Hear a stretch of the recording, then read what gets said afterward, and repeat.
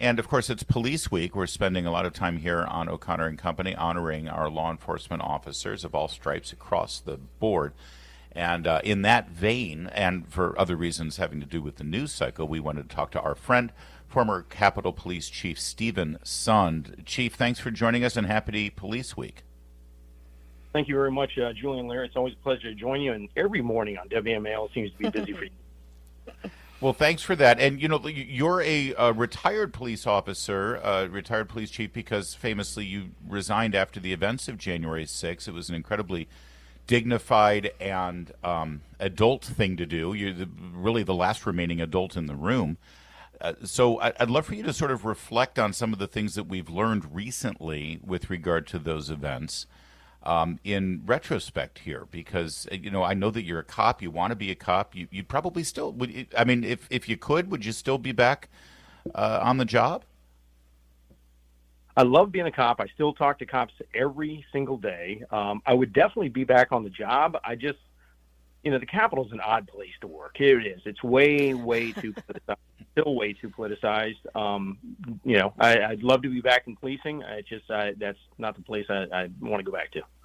All right, but it's hard as a former cop, especially at the top of the ranks there, to have to sort of be in retirement and still sort of have that yearning, because you know that there are good cops that need good leadership. What's that like from your perspective here? Because I don't think you're alone. There's a lot of cops who, for one reason or another, have decided to step away from the job because of political reasons and sort of the way politics has been quite, opposed to police officers and not supportive of law enforcement. You are 100% correct. Leadership, both from a political standpoint and also from the police leadership standpoint, is key. And you are seeing a number of police agencies that are having trouble retaining, getting officers, recruiting and retaining solely based on some of the leadership issues that they're having. I actually wrote an article a little while ago just specifically about that, because it's so important. These officers are out there putting their lives on the line. And if they can't have people back them up, either within their own agencies or within the political construct they work under, it's a disaster. It makes you feel like you're going to work and you're doing all those sacrifices for nothing. It is National Police Week, and you've sort of given some great advice just then, talking about, you need to support these police officers who are doing the hard work. What other advice would you give to sort of leadership within the police force nationwide? What can they do to get through to political leaders that this support is needed, and they need to stop politicizing everything? You mentioned that on the Hill and how it's a weird place, but that's happening more and more now in communities across the nation. Oh, it absolutely is. What these people need to do is, people that are criticizing police, and some agencies have done it, they've been successful in getting these people to come in, go to the academy, try some of the simulations, the FATS training that they do, go out for a ride-along, see what it's like what these officers have to face on a daily basis when they can actually put themselves in the shoes working a midnight shift. Don't go out on the day shift or something like that. Go out when it's really busy, when these officers are away from their families and stuff like that, and see what they have to face, and then see if you still want to criticize them. I think if they can just put themselves in the officer's shoes, I think that would really go a long way. But the other thing I'd say is police leaders need to be able to relate to their officers and communicate with their officers. Our guest is Stephen Sund. He is the Capitol Police Chief on January 6th. And, of course, we know the story by now, Chief Sund, but it can't be repeated enough, that you, days ahead of time, knew that there was going to be a major demonstration that day after the president's remarks at the Ellipse. You asked for more reinforcement. You asked for National Guard. It fell on deaf ears for political reasons. Nancy Pelosi and the Sergeant-at-Arms and the mayor of D.C. did nothing to accommodate that. And, of course, we saw what happened on January 6th. You were the man of integrity, and you offered your resignation the next day. I've recently learned, though, Chief, that meant your retirement was. Well, you tell me what happened to your retirement and the type of retirement benefits that you were due. Did your resignation affect that? Absolutely affected it. It's hard to believe. Here we are 4.5 years later, and finally the truth is all coming out, exactly what I've said from day one. And for me, and I appreciate you addressing that, for me it's always been about truth, accountability, fairness. And what they need to work on is institutional reforms up there. I was forced to resign. Think about this. Speaker Pelosi goes on the air less than 24 hours after we regained control of the Capitol.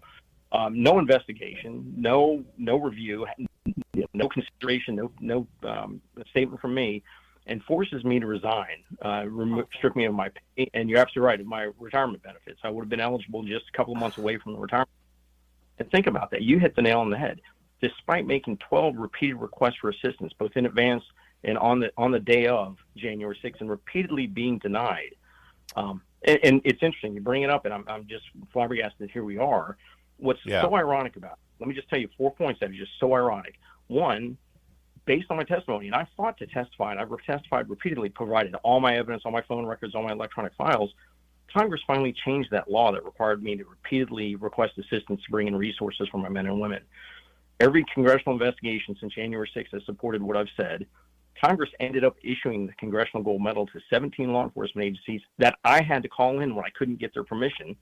And in December of last December, Congress finally issued a report fully exonerating me by name, which I never expected, and I appreciate Barry Loudermilk doing that. And still, nothing has changed.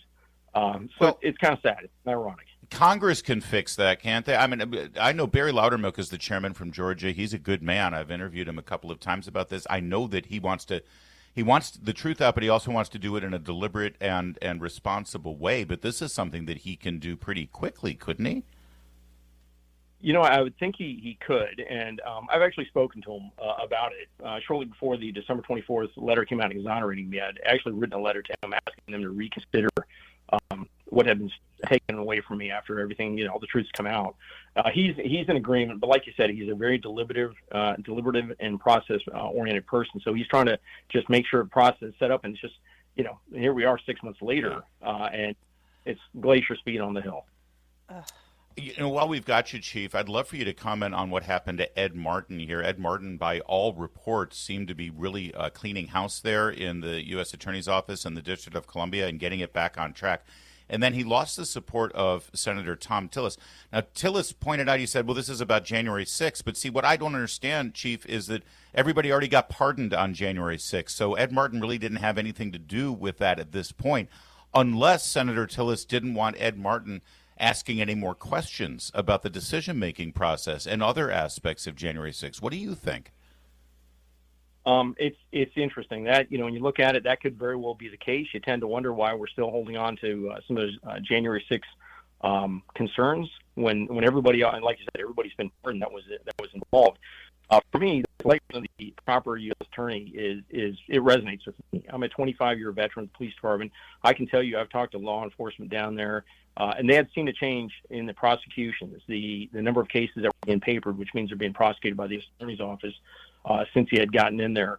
So selecting the right U.S. attorney is important for the men and women that are patrolling down there. And think about it. You're coming into the summer months. These are the months when crime really begins to spike. DC police implement the summer crime initiative. Think about it. You just had the Mother's Day shooting, 10 people shot in the district. Yep. This is not the time to start going to crime. Yeah, I agree with that. But it sounds to me like Ed Martin was getting a little too close to some powerful people, and that's why he lost support at the last minute. We know about that, Chief Sund. Listen, thank you. Hopefully we've shined some light on your situation here, and we'll hopefully get some action there. But either way, I know you're a good man, and you're exactly the kind of law enforcement official that we should highlight and celebrate here during Police Week. So thank you for your service, as always. Appreciate it. Well, I greatly appreciate that, and I know there's still some whistleblowers out there within the intel community that probably need to be considered, as well as you have some officials with the department that got disciplined over some stuff. But I appreciate the support, and I can tell you this: really, all law enforcement appreciate the support that you guys and all your listeners give on a regular basis. And it being Police Week, I just say take the opportunity to get down to the National Law Enforcement Memorial. There's a inscription in the wall that says it's not how these officers that died that made them heroes; it's how they lived. Think about that, and if you see a police officer today, think of what they do. Amen, Chief. Thank you. See, that's Thanks, what I'm saying. Chief. That's a good cop. That's what you want, is a good cop. I know. I'm going to cry. That was so nice.